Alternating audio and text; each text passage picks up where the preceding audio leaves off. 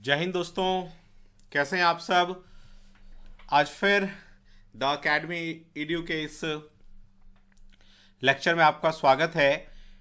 इस वीडियो में हम लोग लास्ट 10 ईयर, जो लास्ट 10 साल में 2012 से लेके 22 तक कि जितने भी एक्ट एंड रूल के क्वेश्चंस आए हैं उन सब का हम लोग ऑपरेशन कर देंगे। इतनी एनालिसिस करके इन क्वेश्चंस को हम लोग करेंगे कि आपका एक एक क्वेश्चन पक्का हो जाएगा और जीएस के एक भी क्वेश्चन से डरने की जरूरत नहीं है।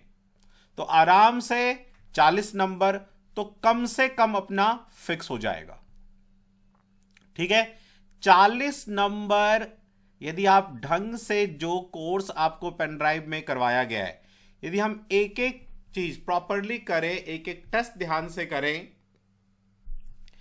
तो आराम से हम लोग 160 नंबर अपने एग्जाम में ला सकते हैं। और ये ऐसे नंबर है जो आराम से आ सकता है।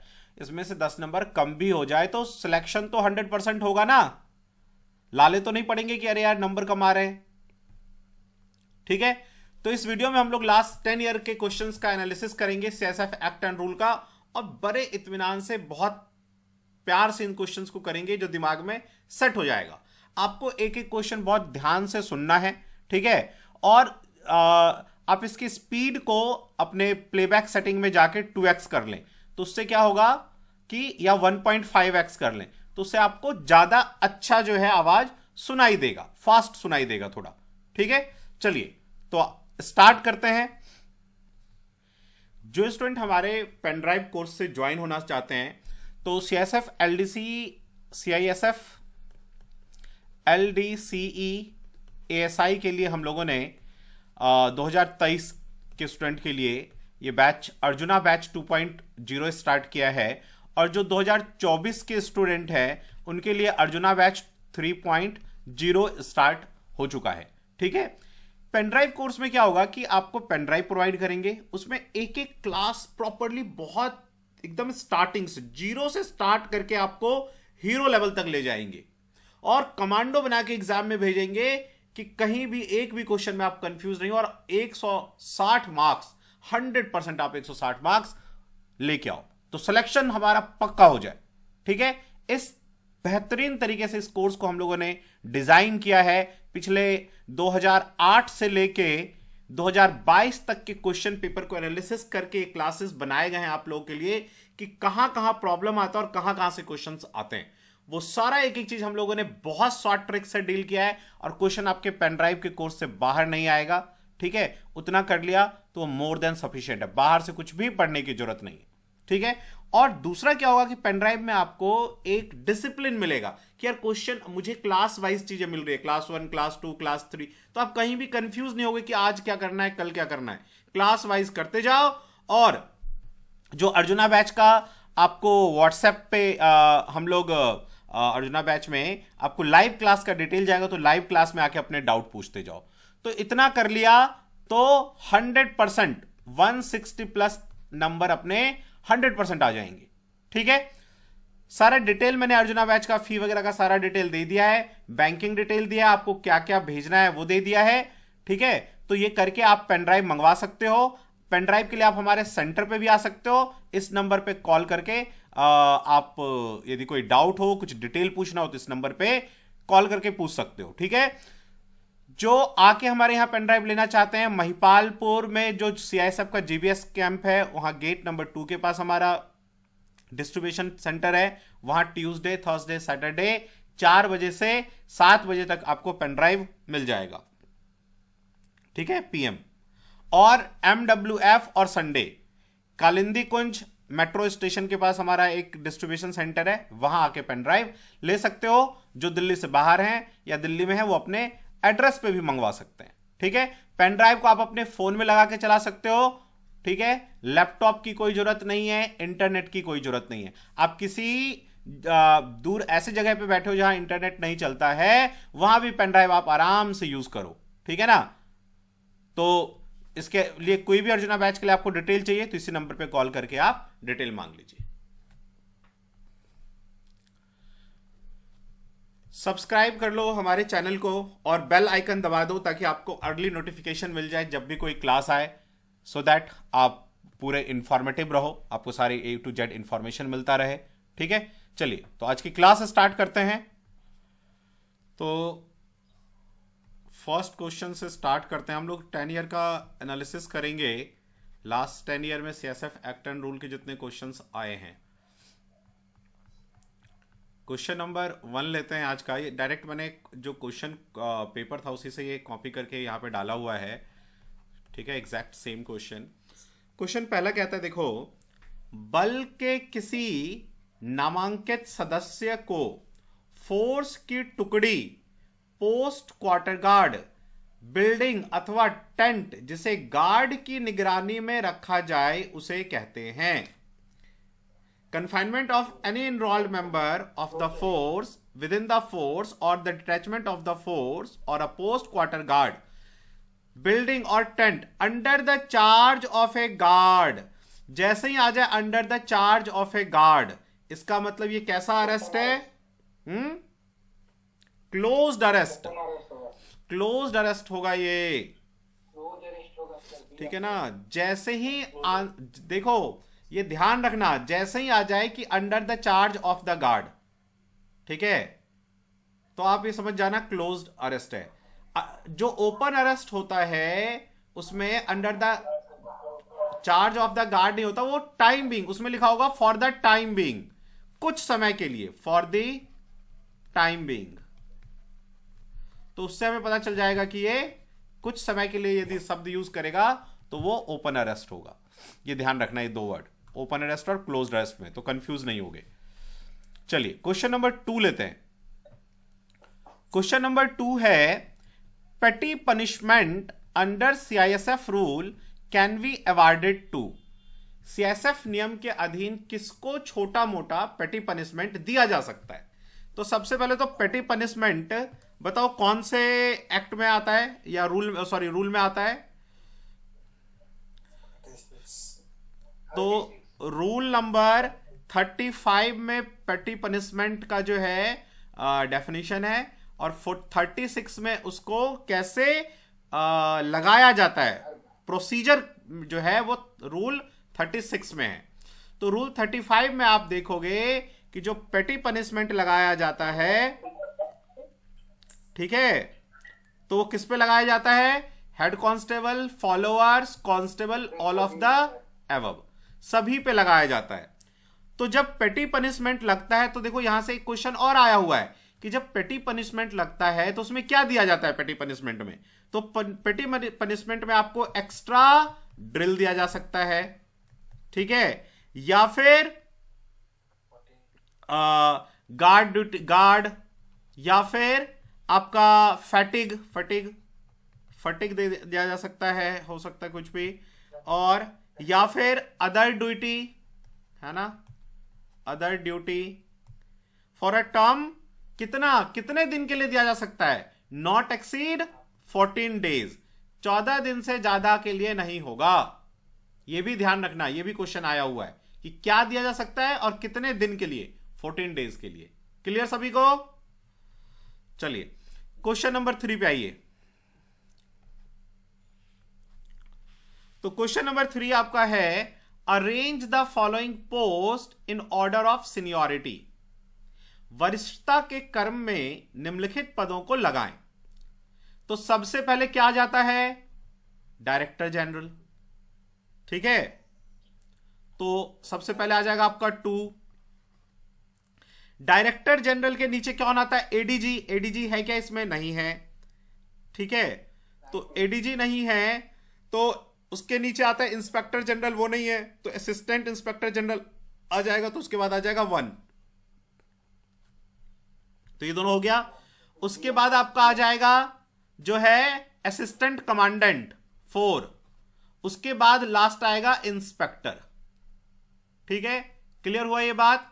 तो कौन सा आया देखो, तो 2143 आया बी आंसर होगा, ठीक है। इसका बेसिक जो है मैंने सारा ये पढ़ाया हुआ है पीछे क्लासेस में कि हम फोर्स को डिवाइड करते हैं, सुपरवाइजरी ऑफिसर, इनरोल्ड मेंबर, है ना, फिर subordinate officer, under officer, followers, तो कहां कौन क्या आता है ये सब सारा मैंने आपको करवाया हुआ है।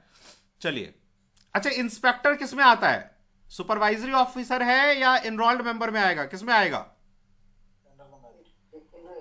Enrolled member of the force में आएगा, ठीक है ना, जिसको हम कहते हैं EMOF, ठीक है। अच्छा, असिस्टेंट इंस्पेक्टर जनरल किसके इक्विवेलेंट होता है? मान लो ये क्वेश्चन भी आ जाता है कभी। सीनियर कमांडेंट, कमांडेंट मत बोलो, सीनियर कमांडेंट। हाँ, सीनियर कमांडेंट के इक्विवेलेंट होता है असिस्टेंट इंस्पेक्टर जनरल। ये क्वेश्चंस, ये सब चीजें आपको याद रखना है। चलिए क्वेश्चन नंबर 4 में आइए। कह रहा है whenever a search of a person and his belongings is conducted, it is conducted under section। जब भी किसी व्यक्ति अथवा उसके सामान की तलाशी ली जाती है, वह किस आधार के अंतर्गत ली जाती है? तो धारा 11 के तहत, है ना। तो धारा देखो, इसमें ना यदि हमें सारा ही पता, हाँ देखो, तो सेक्शन 11 क्या कहता है आपका? सेक्शन 11 में है power to arrest without warrant. Section 12 क्या कहता है? Power to search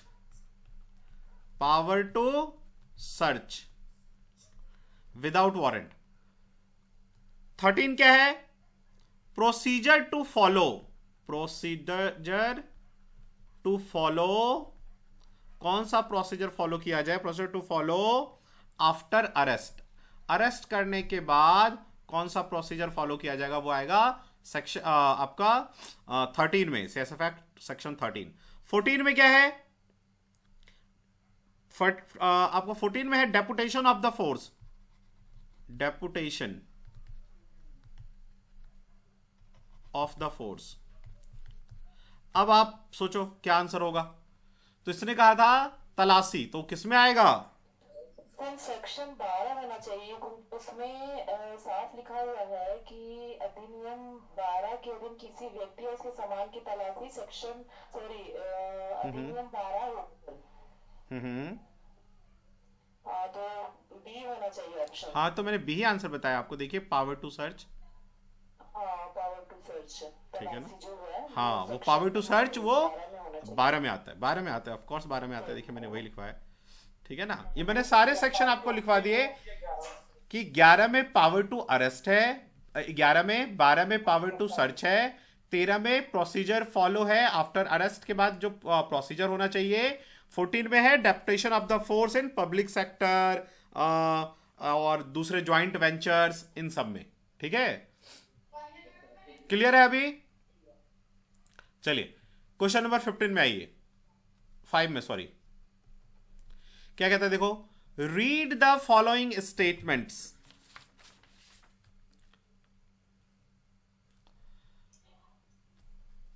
compulsory retirement withholding the retirement of pay, which of the above is और are a major penalty under CISF rule.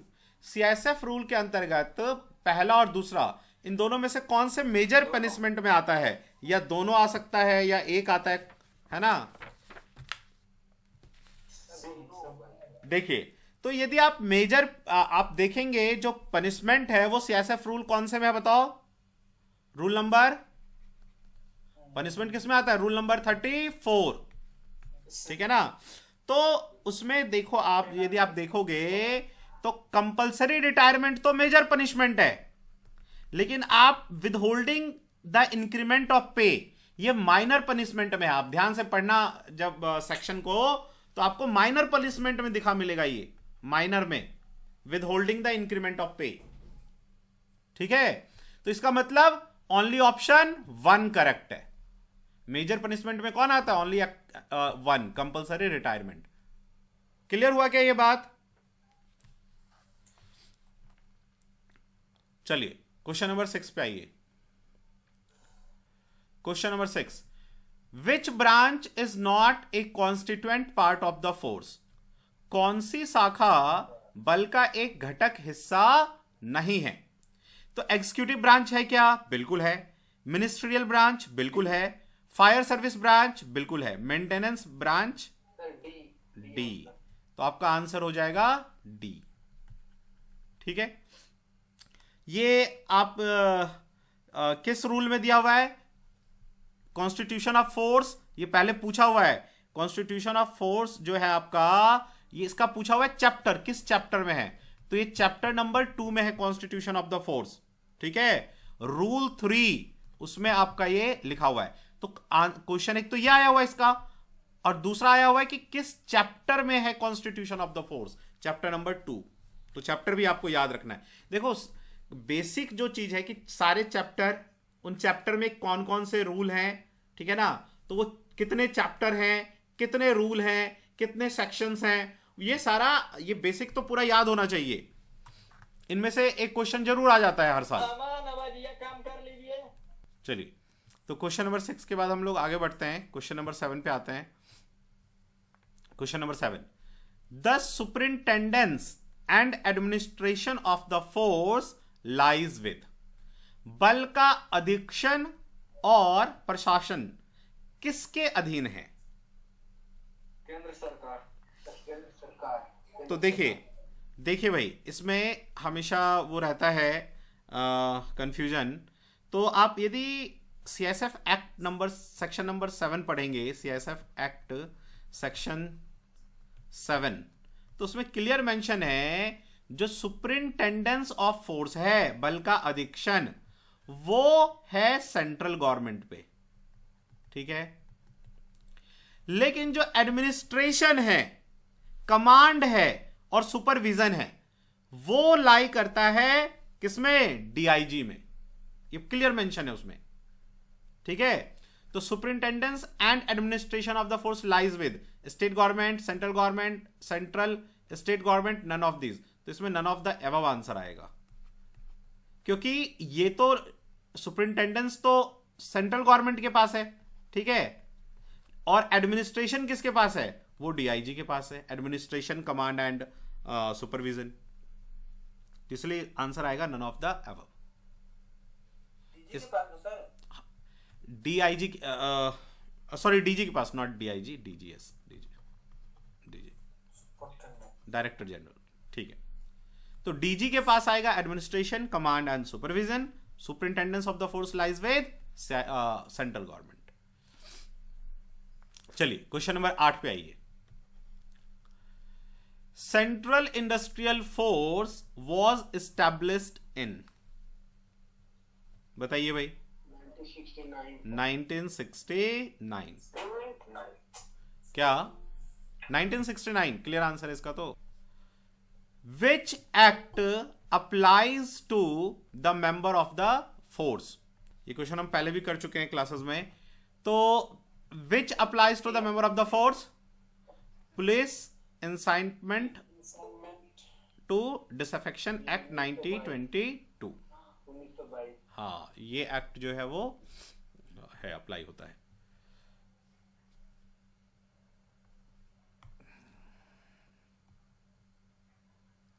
चलिए नेक्स्ट क्वेश्चन पे आइए, question number 10, which one of the following CCS conduct rule 1964 deal with sexual harassment of working women? निम्नलिखित में से कौन सा एक सीसीएस, ये सेंट्रल सिविल सर्विसेज, सीसीएस का फुल फॉर्म है सेंट्रल सिविल सर्विसेज, आचरण नियम, इस क्वेश्चन का आंसर होगा रूल 3C। ठीक है, सीसीएस का फुल फॉर्म है central civil service conduct rule 1964। एक बार तो यही पूछ लिया है कि सीसीएस जो एक्ट है, रूल है, वो कौन से ईयर का है? तो 1964 का है ये। और ये कोई स्पेशली सीआईएसएफ पे नहीं लगता, ये सारे सेंट्रल गवर्नमेंट पे इक्वली ये रूल लगता है, सभी सेंट्रल गवर्नमेंट के एम्प्लॉय पे। चलिए क्वेश्चन नंबर 11 पे आइए। An enrolled member of the force can not be detained under force custody without trial convened by commandant magistrate for a period more than, बल्कि किसी सदस्य को कमांडेंट या मजिस्ट्रेट द्वारा संचालित किए गए मुकदमे के बिना अधिकतम कितने दिन तक हिरासत में रखा जा सकता है? बताओ प्रधान साहब, आप बताओ क्या आंसर आएगा इसका? 7 दिन। और कोई? 8 दिन सर। 8 दिन होगा सर। हाँ 8 दिन। चलिए बिल्कुल ठीक है। तो आप rule number CSF act rule number यदि आप 87 पढ़ेंगे तो आप उसमें आपको मिल जाएगा कि जो मैजिस्ट्रेट या कमांडेंट जो है वो फोर्स कस्टडी में जो ट्रायल है वो 8 डेज का है, तो 8 डेज इसका आंसर आएगा। ठीक है, चलिए नेक्स्ट आ जाइए। Question number 12, who is not a सब ऑर्डिनेट ऑफिसर? इसमें से कौन सब ऑर्डिनेट ऑफिसर नहीं है? तो आप तो पहले मुझे ये बताओ सब ऑर्डिनेट ऑफिसर कौन कौन होता है? इंस्पेक्टर, ठीक है, उसके बाद एएसआई और सब इंस्पेक्टर, सब इंस्पेक्टर और एएसआई, ये सारे क्या होते हैं? Subordinate officer. तो बचा कौन फिर? Head constable. इसका मतलब हेड कांस्टेबल हमारा आंसर आएगा। ठीक है, अच्छा सुपरवाइजरी ऑफिसर में कौन आते हैं? वो सुपरवाइजरी ऑफिसर कौन होते हैं? ऐसा कोई भी, हाँ ऐसा कोई भी एम्प्लॉय जो सेंट्रल गवर्नमेंट के द्वारा नियुक्त किया जाता है डायरेक्ट, तो सुपरवाइजरी ऑफिसर आता है वो। अच्छा, अंडर ऑफिसर में कौन कौन आता है? अंडर ऑफिसर में आपका हेड कांस्टेबल, नायक, लांस नायक। ठीक है, चलिए नेक्स्ट आइए, क्वेश्चन नंबर 13 पे आइए। क्वेश्चन नंबर 13 क्या है? How many chapters are there in CISF rule 2001? CISF rule 2001 देखेंगे तो आपको उसमें कुल 14 चैप्टर मिलेगा, 14 चैप्टर। तो हाँ, ऑप्शन नंबर डी आंसर है। चलिए क्वेश्चन नंबर 14 में आइए, क्या कहता है देखिए, विच chapter of CISF rule 2001 deal with direct recruitment? केंद्रीय औद्योगिक सुरक्षा बल नियम 2001 का कौन सा अध्याय सीधी भर्ती से संबंधित है? तो नहीं, 5वां अध्याय, 5वां अध्याय जो है वो है आपका डायरेक्ट रिक्रूटमेंट। ठीक है ना,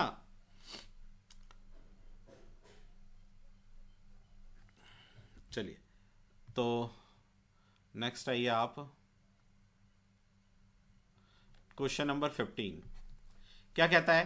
एक स्थानीय रैंक जो कि केवल कमांडेंट रैंक सहित तक ही हो सकता है, किसके द्वारा प्रदान किया जाएगा?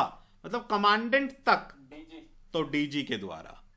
ठीक है, हाँ, डायरेक्टर जनरल, कमांडेंट तक, और उसके ऊपर के रैंक के लिए यदि करना होगा तो डीजी ही करता है, लेकिन उसमें होम मिनिस्ट्री का अप्रूवल लेना पड़ता है, प्रायर अप्रूवल लेना पड़ता है पहले। ठीक है, चलिए क्वेश्चन नंबर 16 पे आइए। बहुत इजी क्वेश्चन, पहले भी हम क्लासेस में डिस्कस कर चुके हैं ये।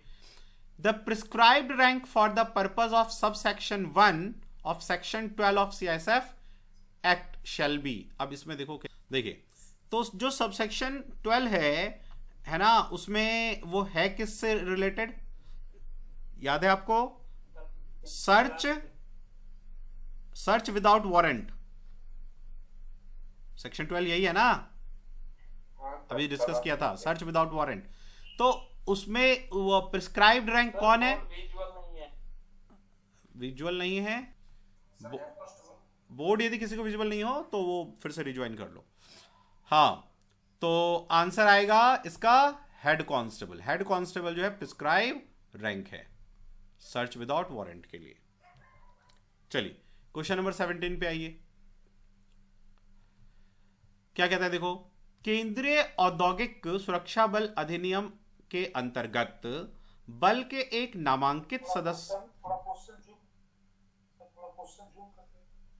इससे ज्यादा ना जूम करेंगे ना तो वो आउट ऑफ द वो चला जाएगा स्क्रीन एरिया। ठीक है,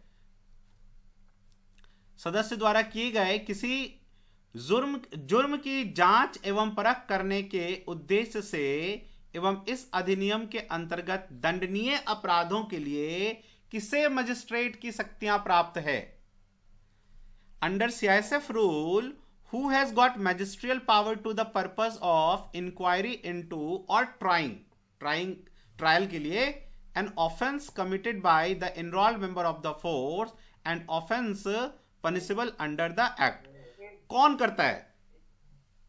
क्या ये every officer holding rank of commandant और इक्विवेलेंट, या डायरेक्टर जनरल, या इंस्पेक्टर जनरल, या ऑल ऑफ दीज? तो इसका देखो, तो यस, तो सर बोल रहे हैं सर बोर्ड विजुअल नहीं हो रहा है। आपने रिज्वाइन कर लो, विजिबल हो जाएगा। तो देखो सीआईएस सर रिज्वाइन कर लिया। गुड, तो अब विजिबल है। तो सीआईएसएफ रूल, सॉरी, आप यदि चैप्टर देखोगे सीआईएसएफ रूल का चैप्टर नंबर 13 में आप पढ़ोगे तो रूल नंबर 78 में क्लियर मेंशन है, वो सभी इसके लिए आते हैं जो कि every officer holding rank of commandant और इक्विवेलेंट हैं, तो वो मैजिस्ट्रेट अपॉइंट किए जा सकते हैं। तो आंसर आएगा ए। ठीक है, चलिए क्वेश्चन नंबर 18 पे आइए। क्वेश्चन नंबर 18 क्या कहता है, पढ़ो। केंद्रीय औद्योगिक सुरक्षा बल नियम के अंतर्गत सीधी भर्ती के लिए फॉलोअर्स की आयु सीमा में छूट देने का अधिकार, शक्तियां किसको प्रदान हैं? As per the CISF rule, who has the power to relax the age limit of the follower at the time of direct recruitment. देखो इसने क्या कहा, at the time of direct recruitment. ठीक है, तो अब इसमें क्या है, एक तो है कि भाई यदि SC ST OBC है उसका एज कौन रिलैक्स कर सकता है, ठीक है, और दूसरा है जो डायरेक्ट रिक्रूटमेंट है उसका एज जो है कौन कर सकता है। तो जो यदि लेकिन उसके एज को यदि कम ज्यादा करना हो तो उस लिमिट को कौन चेंज कर सकता है?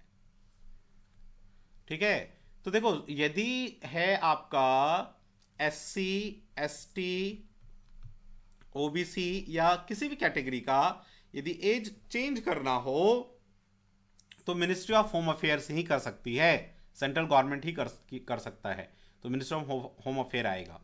ठीक है, लेकिन डायरेक्ट रिक्रूटमेंट में DG जो है वो कर सकता है। ठीक है, क्लियर है ये? फॉलोवर को कर सकते हैं, बाकी लोग को नहीं कर सकते। हाँ, तो फॉलोअर्स के लिए ही तो है, देखो नहीं रहा क्वेश्चन में फॉलोवर ही तो पूछा है।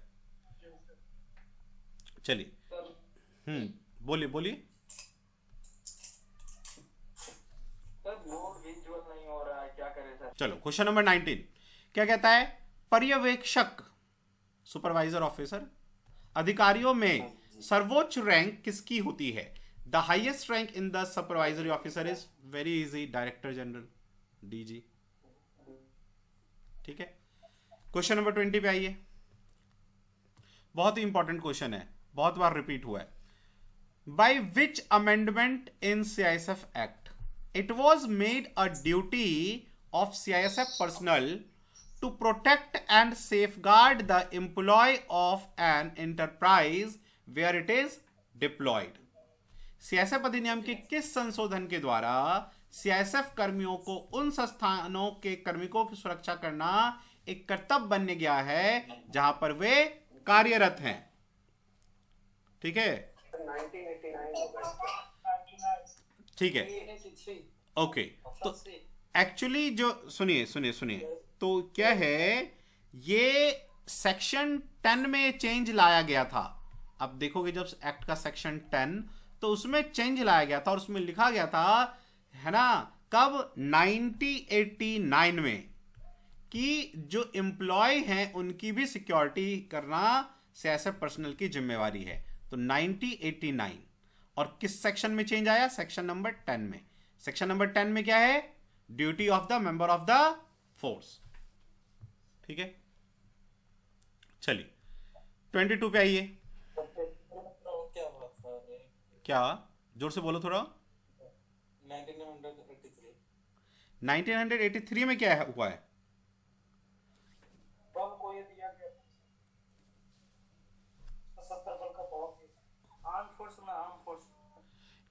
आर्म फोर्स में जो लाया गया है वो क्वेश्चन भी होगा। ठीक है, अभी आएंगे उस क्वेश्चन पे भी, कहीं ना कहीं होगा वो क्वेश्चन भी। देखो इस क्वेश्चन पे आओ, उसको भी कहीं ना कहीं वो क्वेश्चन आएगा, डोंट वरी, वो कि आर्म फोर्स में कब लाया गया है। ठीक है,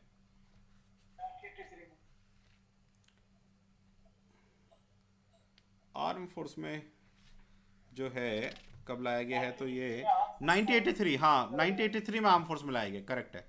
जो 1983 है इसमें आर्म फोर्स हो गया था, CISF becomes the arm force of the centre. ठीक है, यूनियन ऑफ इंडिया।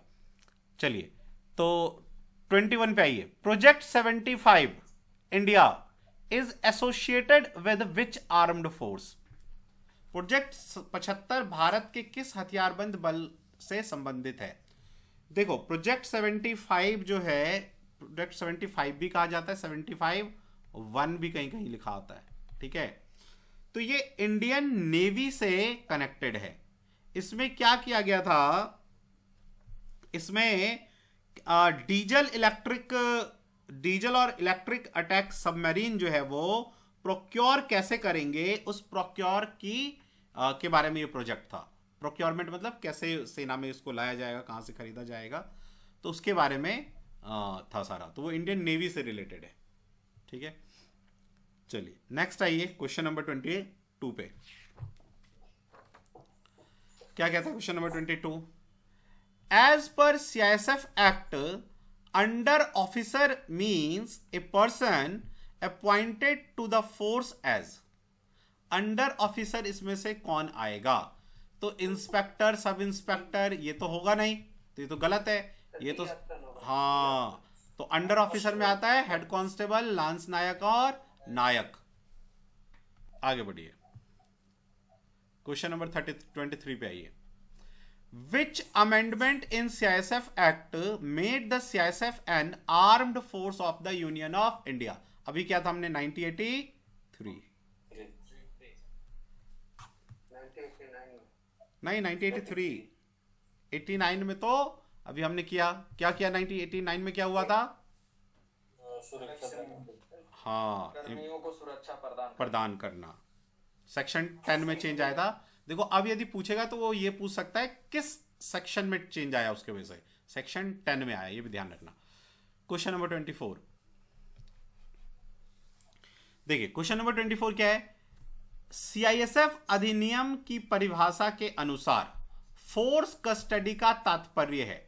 तो फोर्स कस्टडी का क्या तात्पर्य है कि अधिनियम के अनुसार जो है वो बल के सदस्यों की गिरफ्तारी हो, है ना। तो यही इसका करेक्ट आंसर है, द अरेस्ट और कन्फाइनमेंट ऑफ अ मेंबर।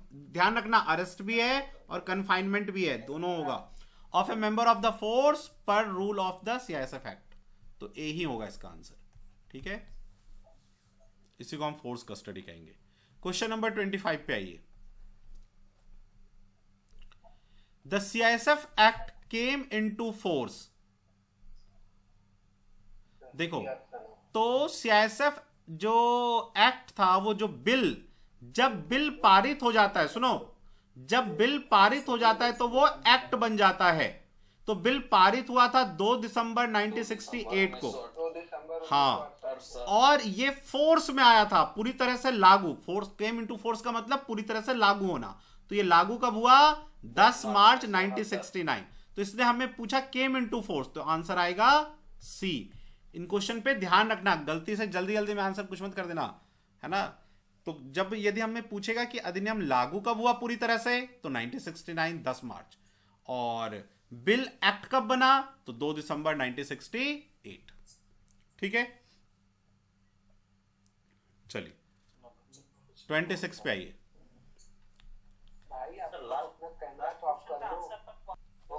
चलिए क्वेश्चन नंबर 26 पे आइए। क्या कहता है देखिए, हु इज डिफाइंड एज सब ऑर्डिनेट ऑफिसर, इसमें से सब ऑर्डिनेट ऑफिसर कौन से होंगे? तो इंस्पेक्टर, सब इंस्पेक्टर और असिस्टेंट, सब, ऑल ऑफ दीज, ये सभी के सभी तीनों क्या हैं? सब ऑर्डिनेट ऑफिसर है। नेक्स्ट क्वेश्चन 27 पे आइए, क्या कहता है देखो, निम्नलिखित में से कौन सा कथन केंद्रीय औद्योगिक सुरक्षा बल के लिए गलत है? इसमें से कौन सा गलत है? ये कह रहा है CSF is also providing security to the protected person clarified as Z+ZXY। ये सिक्योरिटी प्रोवाइड करता है क्या CSF? यस, करता है। CSF provides protection to some private sector, करता है भाई ये तो। CSF is the only force with a customized and dedicated fire wing, तो फायर विंग तो है ना, इसमें गलती क्या है? CSF is not a compensatory cost, है ना, प्रतिपूरक लागत बल नहीं है। डी इज द आंसर, ठीक है, डी होगा इसका आंसर। चलिए 28 पे आइए, क्या कहता है, धारा 8 के अंतर्गत दिए गए एक आदेश से पीड़ित बल के किसी नामांकित सदस्य को आदेश के खिलाफ अपील आदेश की तिथि जिस दिन से संवाहित की गई उसके कितने के दिन के अंदर होनी चाहिए? ये तो मैंने एक पूरा आपको सीरीज ही करवाया था, इसमें डे, मंथ, डे, ये वाले क्वेश्चन थे, यदि याद हो। हाँ, 30 डेज का है, ठीक है ना, 30 डेज का है, ठीक है ना। ये हाँ, अपील किस में आता है? अपील सेक्शन 9 में आता है अपील, है ना। तो उसमें लिखा हुआ है कि धारा 8 के अंतर्गत यदि पीड़ित है तो अपील करने का 30 डेज, ठीक है ना। चलिए 29 पे आइए, क्या होगा इसका आंसर बताओ। CSF अधिनियम के किस संशोधन के द्वारा CSF को एक अधिदेश प्रदान किया गया कि वो निजी क्षेत्र को औद्योगिक प्रतिष्ठानों को उनके प्रार्थना पर फीस वसूल करते हुए सुरक्षा परामर्श सेवाएं प्रदान करे? 1999 सर, 1999 होगा। जो परामर्श है, ये सेवाएं industrial establishment in the private sector on their request after charging of fee, ये जो था कंसल्टेंसी सर्विस शुरू किया गया था, ये हुआ था आपका 1999 में, ठीक है। चलिए आगे आइए, क्वेश्चन नंबर 30 पे। हाँ, किसका? ये 29 का।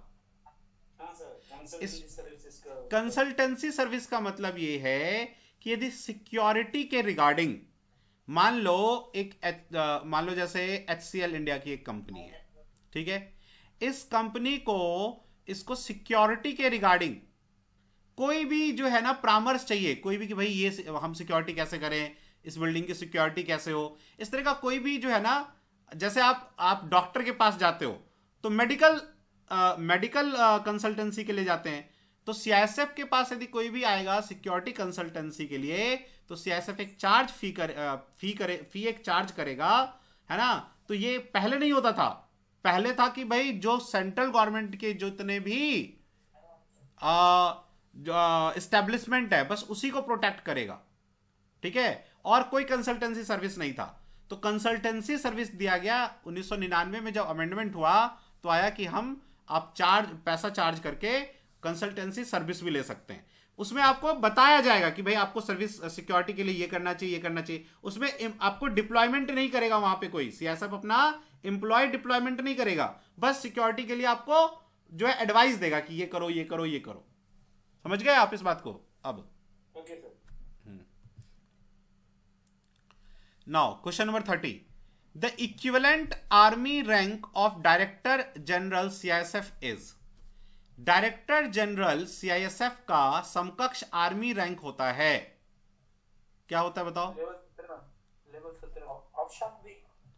हाँ, लेफ्टिनेंट जनरल लेवल 17 जो होता है इक्विवेलेंट होता है CISF के डायरेक्टर जनरल का, ठीक है, लेफ्टिनेंट जनरल लेवल 17।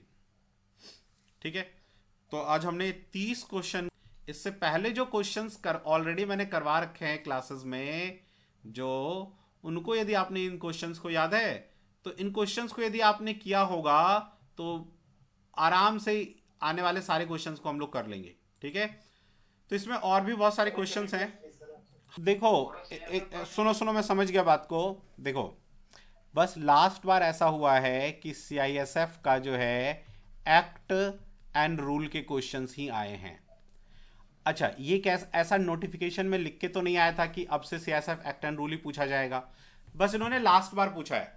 तो देखो इसलिए मैंने सबको यही बोला है कि भाई आप लोग CISF एक्ट एंड रूल पे ज्यादा फोकस करो, लेकिन जो करंट अफेयर्स है, ठीक है, करंट अफेयर्स, उसके बाद जो मिसलीनियस टाइप का जनरल नॉलेज है, जिसमें खास करके जैसे हमारी जो है ये इंडियन कॉन्स्टिट्यूशन के ऊपर जो क्वेश्चन आता है, जैसे हमारा मौलिक अधिकार, मौलिक कर्तव्य है ना, इन सब से जो कुछ कुछ क्वेश्चंस हैं जो मिसलीनियस टाइप के हैं, वो क्वेश्चंस से गो थ्रू जरूर आपको होना है। ठीक है ना, जो पेन ड्राइव में मैंने प्रोवाइड किया हुआ है। करंट अफेयर हम लोग बैच में ही करेंगे, तो current affair CISF act rule पे ज्यादा फोकस करो, लेकिन करंट अफेयर और मिसलीनियस भी पढ़ के जाना। पता चला कहीं 10 आपका एक्ट एंड रूल आ गया और बाकी करंट अफेयर और मिसलीनियस GS में से आ गया, तब तो फंस जाओगे। ठीक है सर, 2024 का मतलब नोटिफिकेशन कब आएगा? 2024 का नोटिफिकेशन। तो जो भी स्टूडेंट हमारे इस बैच को देख रहे हैं, अर्जुन बैच ज्वाइन करो और प्रॉपर अपना प्रिपरेशन स्टार्ट करो। ठीक है, और सब्सक्राइब कर दो भाई। बहुत सारे स्टूडेंट देखते हैं सब्सक्राइब नहीं करते हो। मैं सब्सक्राइब करने के लिए जनरली कहता नहीं हूँ, मुझे अच्छा भी नहीं लगता कहते हो ये सब। आपको मैंने कभी सब्सक्राइब करने के लिए कहा भी नहीं है, लेकिन सब्सक्राइब कर दो प्लीज़, और बेल आइकन भी दबाओ। ठीक है, सो दैट कि आपको जब भी कोई हम लोग वीडियो अपलोड करें, कुछ भी अपलोड करें, तो आपको इन्फॉर्मेशन सबसे पहले मिले। ठीक है, चलिए तो नेक्स्ट क्लास में मिलते हैं, तब तक के लिए जय हिंद, जय भारत। और किसी को अर्जुना बैच के लिए कुछ भी इंफॉर्मेशन चाहिए तो इस नंबर पे आप कॉल कर लेना।